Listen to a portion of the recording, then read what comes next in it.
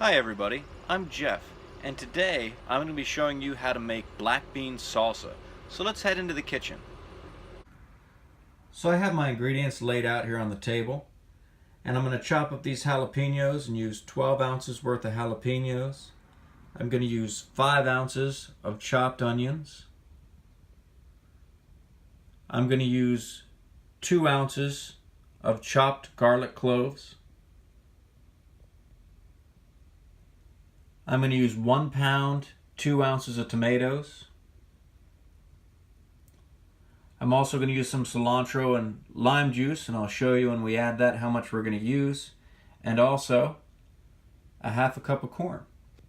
Now for this recipe you're also going to need salt, sugar, and garlic powder, and of course black beans. Now the black beans I actually soaked overnight in a mixture in the refrigerator, and we'll take a look at those right now. We're getting ready to pull those out.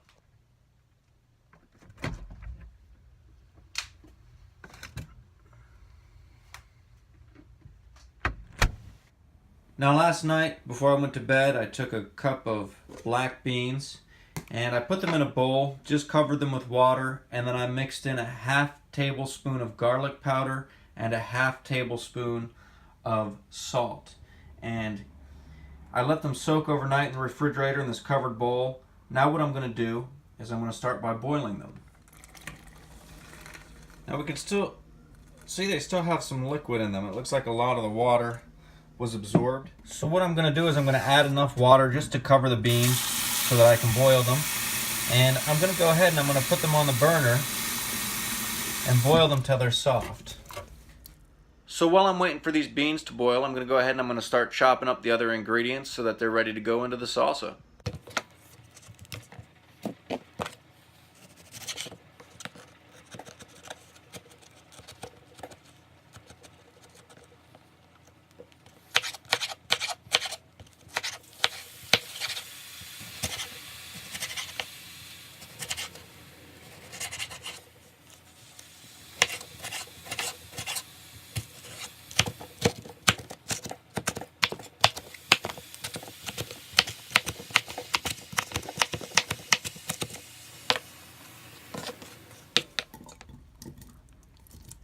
Now when I'm cutting the tomatoes, I like to cut them fairly chunky into decent sized chunks because I like chunky salsa. Now of course that's a personal preference. If you don't like as many chunks in your salsa, you can definitely dice the tomatoes even more.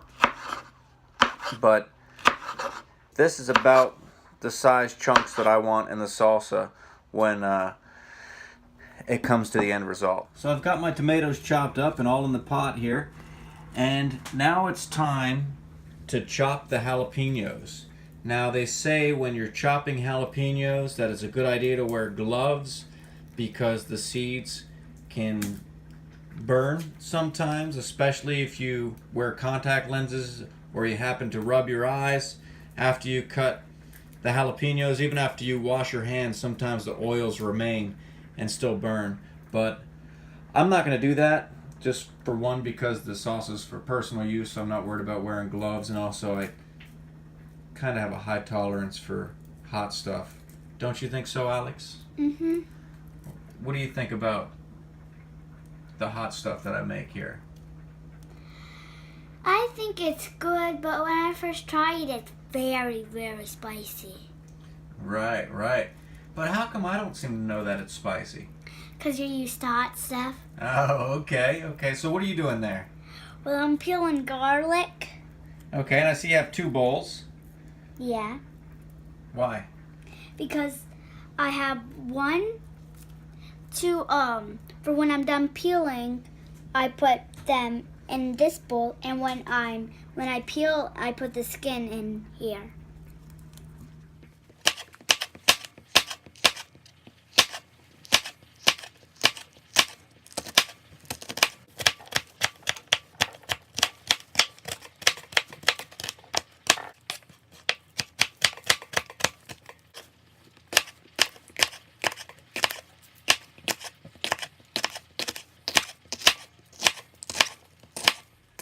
So once again with the jalapenos, you can determine how chunky you want your salsa, and cut the jalapenos accordingly. I decided to chop them to about this size because, like I said, I like my salsa fairly chunky. I like to taste the stuff that's in there. And of course, with the jalapenos, you don't want too big of chunks. You know, you want everything small enough that it can fit on one chip when you dip in the salsa. But I do like chunky salsa. So that's about the size I'm going to chop these jalapenos to. Now I'm over here checking on the black beans, and they're still not, the water has almost evaporated from the pot, but they're still not to the desired softness that I would like. So what I'm going to do is I'm going to add a little more water, and I'm going to boil them for a while longer.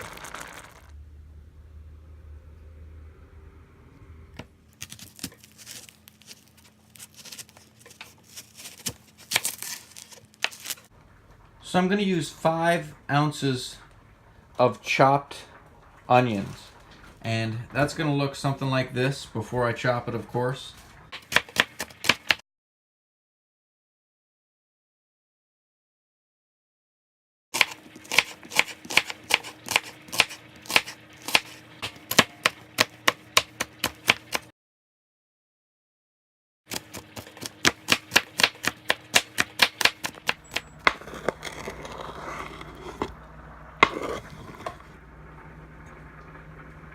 So here's the amount of garlic that we're going to use in our salsa. I'm going to chop this up, and then we're going to add that to it as well.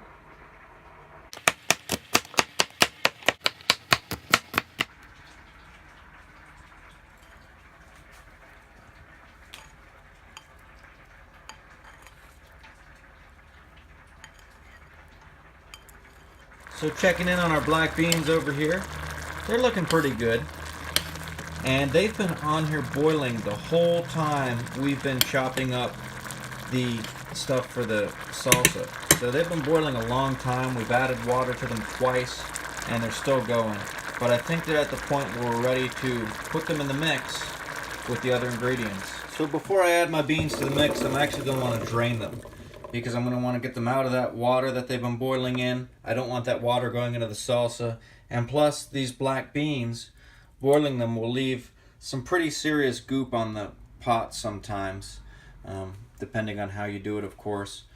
But I want to make sure I separate it from that and have just the beans to add to the salsa.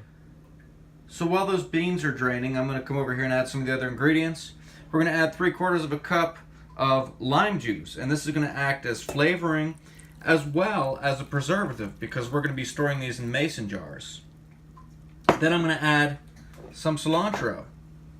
I'm going to add 1.5 tablespoons of cilantro, 2 tablespoons of sugar,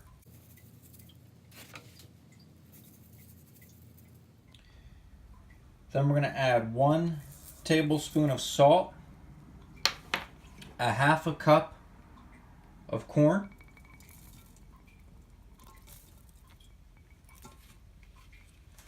and then we're going to add the beans.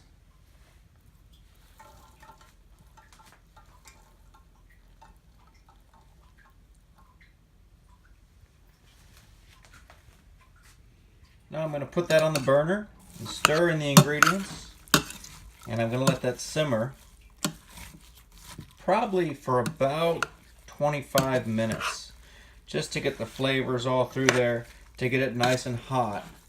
Because, like I said, what we're going to be doing is ladling this into ball mason jars and processing them so we can actually preserve this salsa on the shelf for some time. We're actually going to bring the salsa to a boil, and then we're going to turn it down and let it simmer for a while before we ladle it into the ball mason jars for preserving. So what we're going to do now is we're actually going to ladle the salsa into the mason jar. Now when you're doing this, you want to make sure the salsa is still hot, still boiling right out of the pan, and we're going to get it in there, and we're going to leave about 3/4 of an inch headspace on these jars. And then we're going to put on our lid and secure the band. Now,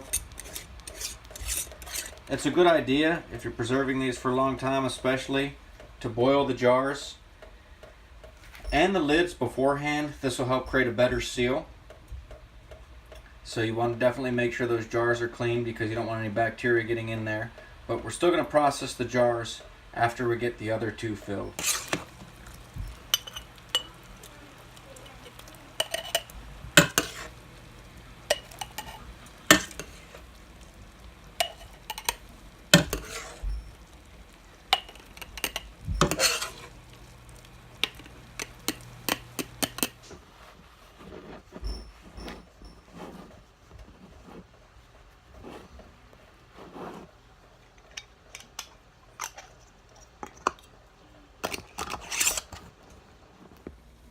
So this actually yielded 3.5 pint jars of salsa.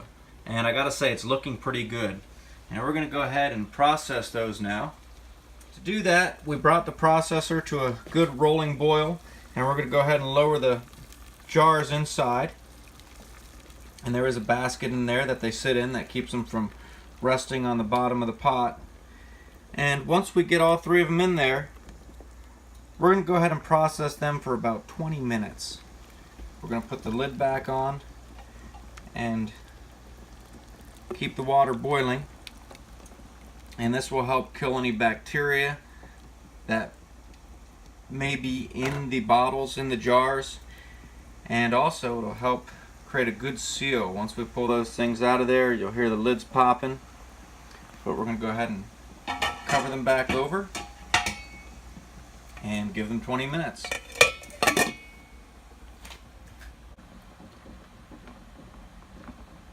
So after the salsa has been processing for 20 minutes, what we're going to do is we're actually going to turn off the heat and remove the lid to the processor. And we're going to let the jars cool for about 5 minutes before reaching in with the tongs to remove them from the water. After 5 minutes of cooling with the lid off, we're going to reach in with these tongs and we're going to pull out the jars one by one and set them on the counter to cool down. And as they cool, we'll hear the lids popping, and that'll be confirming that we have a good seal. And I gotta say, at first glance, this salsa does look pretty good. I may be a bit biased, I don't know, but I'm definitely looking forward to trying this. Now, unfortunately, there's a little bit of wait time involved. Not so much with the salsa. I have a half of a pint that I put in the refrigerator that I'm going to tear into later on, and I'll probably open up at least one of these this weekend. So they don't have to sit for a certain amount of time, but they can be stored on the shelf at room temperature for a good couple months when they're preserved like this. So there you have it, ladies and gentlemen, black bean salsa. Now be careful when you take this out of the processor and it's sitting on the counter. It will stay hot for some time after that. Very hot to the touch. Make sure you keep it out of reach of children and such. You'd be surprised that a glass jar can get this hot without breaking. But it does. It definitely does. Now, a fairly simple recipe. It is somewhat time consuming, but I believe it's a very good recipe brought to you by Screamin Santos. This is by no means commercial, but we're hoping to get there one day. So let us know what you think about this salsa. If you go ahead and try making it for yourself, we look forward to your feedback.